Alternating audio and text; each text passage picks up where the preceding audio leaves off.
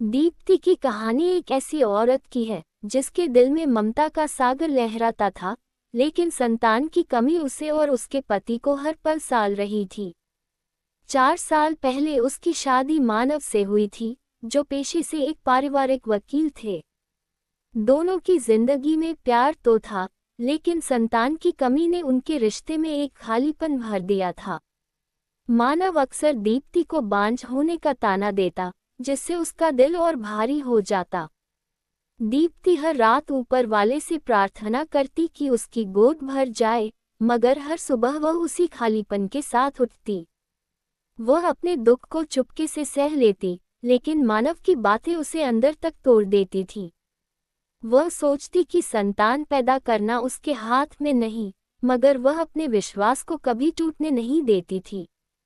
एक ठंडी 24 जनवरी की सुबह, जब सर्दी अपने चरम पर थी, दीप्ति की नींद एक अजीब से शोर से टूटी। सर्दी इतनी थी कि बिस्तर की गर्माहट छोड़ने का मन नहीं था, लेकिन शोर की वजह जानने की उत्सुकता ने उसे रजाई से बाहर निकाला। उसने दरवाज़ा खोला तो देखा कि उनके घर की चौखट पर एक छोटी सी बच्ची, सफ़ेद चादर में लिपटी, रो रही थी। उसके चारों ओर मोहल्ले वालों की भीड़ जमा थी, जो तरह तरह की बातें कर रहे थे। कोई कह रहा था, पता नहीं ये किसका पाप है, रात के अंधेरे में इसे यहाँ छोड़ गया। कोई और बोला, इसे कचरे में फेंक दो, क्या पता किसकी गंदगी है। दीप्ति का दिल पसीज गया। उसने बच्ची को गोद में उठाया। वह इतनी कमजोर थी, जैसे बस कुछ दिन की हो।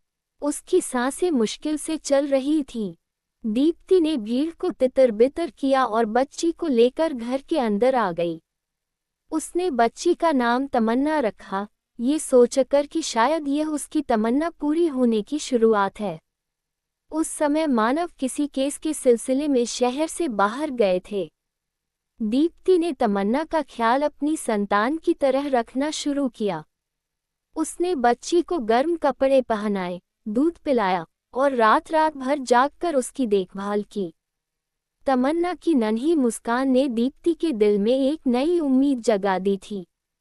उसे लगता था कि यह बच्ची ऊपर वाले की देन है, जो उसके खाली आंगन को हंसी से भर देगी। लेकिन उसे यह डर भी था कि मानव इसे स्वीकार करेंगे या नहीं। 2 दिन बाद, जब मानव घर लौटे, तो तमन्ना को दीप्ति की गोद में देखकर उनका चेहरा गुस्से से लाल हो गया। ये किसकी बच्ची है? तुमने इसे घर में लाने का हक कैसे समझ लिया? उन्होंने कड़क आवाज में पूछा। दीप्ति ने सारी बात बताई, कैसे बच्ची उनकी चौखट पर मिली, कैसे वह बीमार थी और कैसे उसने इसका ख्याल रखा। मगर मानव का गुस्सा कम नहीं हुआ। उन्होंने कहा, ये बच्ची इस घर में नहीं रहेगी। इसे उसी तरह किसी और के दरवाजे पर छोड़ दो, जैसे ये यहाँ आई थी। दीप्ति ने विरोध किया। उसने कहा, यह मासूम मेरी जिम्मेदारी है। अगर कोई इसे हमारे दरवाजे पर छोड़ गया, तो इसका मतलब है कि ऊपर वाले ने इसे मेरे पास भेजा है। मानव ने उसकी बात अनसुनी कर दी और कई दिनों तक उससे बात करना बंद कर दिया। मोहल्ले वालों की चुगलियां भी शुरू हो गईं।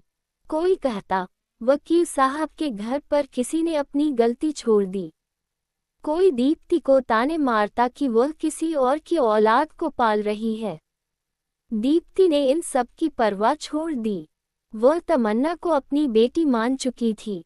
वह उसकी हर छोटी बड़ी ज़रूरत का ध्यान रखती, उसके लिए कपड़े सिलवाए, खिलौने लाए और रात को जब तमन्ना रोती, तो उसे लोरियां गाकर सुलाती। तमन्ना की मुस्कान से दीप्ति का खालीपन धीरे धीरे भरने लगा था। लेकिन मानव का रवैया नहीं बदला।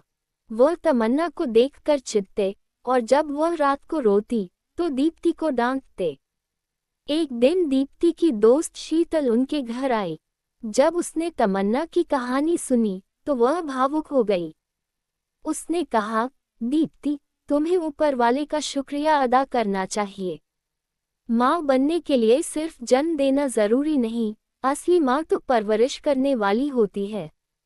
शीतल ने तमन्ना को कुछ पैसे गिफ्ट किए और दीप्ति को हिम्मत दी। शीतल की बातों से दीप्ति को बहुत सुकून मिला। समय बीतता गया, मानव का गुस्सा कम नहीं हुआ और मोहल्ले वालों की बातें बढ़ती गईं। एक दिन मानव ने दीप्ति से कहा, लोग हमारे बारे में क्या क्या कह रहे हैं, तुम्हें अंदाजा नहीं। इस बच्ची को छोड़ दो, वरना हमारी बदनामी होगी। दीप्ति ने जवाब दिया, लोगों की बातों से मुझे फर्क नहीं पड़ता। तमन्ना मेरी बेटी है और मैं इसे नहीं छोड़ूंगी। मानव ने उसे चेतावनी दी कि या तो तमन्ना इस घर से जाएगी या वह खुद चला जाएगा। दीप्ति ने फिर भी हार नहीं मानी। उसी दौरान मानव का एक पुराना केस, जो कई सालों से चल रहा था, जीत गया। यह उनके लिए बड़ी कामयाबी थी। दीप्ति ने कहा, देखा तमन्ना हमारे लिए कितनी शुभ है। इसके आने से ही यह सब हुआ। मगर मानव ने इसे नकार दिया और कहा कि यह उनकी मेहनत का फल है। कुछ समय बाद मानव ने एक नया घर खरीद लिया, जो उनका पुराना सपना था। दीप्ति को यकीन था कि यह सब तमन्ना के शुभ कदमों की वजह से हुआ, मगर वह चुप रही। एक दिन दीप्ति की तबीयत खराब हुई। उसे चक्कर आने लगे और जी मचलाने लगा। वह डॉक्टर के पास गई। लेडी डॉक्टर ने कुछ टेस्ट करवाए और फिर मुस्कुराते हुए कहा, दीप्ति तुम प्रेग्नेंट हो। ये सुनकर दीप्ति को यकीन नहीं हुआ। वह सोचने लगी कि यह कोई चमत्कार है। उसने मानव को यह खुशखबरी बताई तो वह खुश तो हुए, मगर तमन्ना के प्रति उनका रवैया और सख्त हो गया। उन्होंने कहा, अब हमारा अपना बच्चा आने वाला है। इस नाजायज बच्ची को अनाथ आश्रम छोड़ दो। दीप्ति टूट गई, मगर उसने साफ इनकार कर दिया। वह कहती थी, तमन्ना के आने से ही हमारे घर में खुशियां आईं। यह मेरी बेटी है और मैं इसे कहीं नहीं छोड़ूंगी। मानव ने तमन्ना के कपड़े और खिलौने एक कोने में रखवा दिए और दीप्ति को उससे दूर रहने को कहा। तमन्ना अब 9 महीने की हो चुकी थी। वह धीरे धीरे चलने लगी थी और दीप्ति को मम्मी कहने लगी थी। ये सुनकर मानव और भड़क जाते। एक दिन तमन्ना चलते चलते मानव के पास पहुंच गई और उनके कपड़े खींचे। मानव की आंखों में एक पल के लिए नरमी आई, मगर फिर वह उसे नकारने लगे। दीप्ति की प्रेगनेंसी का आखिरी समय चल रहा था। उसका शरीर भारी हो रहा था और दिल पर तमन्ना को लेकर मानव की सख्ती का बोझ था। एक रात मानव ने आखिरी बार कहा, कल इस बच्ची को अनाथ आश्रम छोड़ दो। तुम्हारी कंडीशन ऐसी नहीं कि तुम 2 बच्चों का बोझ उठा सको। दीप्ति ने जवाब दिया, मेरे दिल ने एक को कबूल किया है तो दूसरे को भी कर लेगा। दोनों मेरे लिए बराबर हैं। मानव गुस्से में घर से निकल गए। अगले दिन जब मानव काम के सिलसिले में बाहर गए थे, दीप्ति स्टोर रूम में पुराना सामान व्यवस्थित करने गई। वहां उसे तमन्ना को लिपटी वह सफेद चादर मिली। चादर खोलते समय एक पर्चा जमीन पर गिरा। दीप्ति ने उसे उठाया, सोचकर कि शायद ये कोई रसीद होगी। मगर उस पर्चे ने उसकी जिंदगी की सारी उलझनों को और गहरा कर दिया। उस पर लिखा था एक ऐसा रहस्य जो तमन्ना की असलियत को उजागर करता था। पर्चे में एक औरत का नाम और पता था जिसने तमन्ना को जन्म दिया था। उसमें लिखा था कि वह औरत मजबूरी में बच्ची को छोड़ गई थी क्योंकि वह उसे पाल नहीं सकती थी। उसने वकील साहब के घर की चौखट चुनी क्योंकि उसे यकीन था कि वहां उसकी बेटी को प्यार और सम्मान मिलेगा। दीप्ति का दिल भर आया। उसने पर्चा मानव को दिखाने का फैसला किया। जब मानव लौटे तो दीप्ति ने उन्हें पर्चा दिखाया और कहा, ये तमन्ना की मां का पत्र है। उसने मजबूरी में अपनी बेटी को हमारे पास छोड़ा। यह कोई पाप नहीं, बल्कि एक मां का विश्वास है। मानव ने पर्चा पढ़ा और खामोश हो गए। उनकी आंखों में पहली बार तमन्ना के लिए नरमी दिखी। उन्होंने कहा, शायद मैं गलत था। मैंने इसे सिर्फ एक बोझ समझा, मगर तुमने इसे अपनी बेटी बनाया। उस रात पहली बार मानव ने तमन्ना को गोद में लिया। उसकी नन्ही मुस्कान ने उनके दिल को पिघला दिया। समय के साथ मानव का रवैया बदल गया। वे तमन्ना को प्यार करने लगे और उसे अपनी बेटी मानने लगे। दीप्ति की प्रेगनेंसी पूरी हुई और उसने एक स्वस्थ बेटे को जन्म दिया। अब उनके घर में 2 बच्चों की किलकारियां गूंजने लगीं।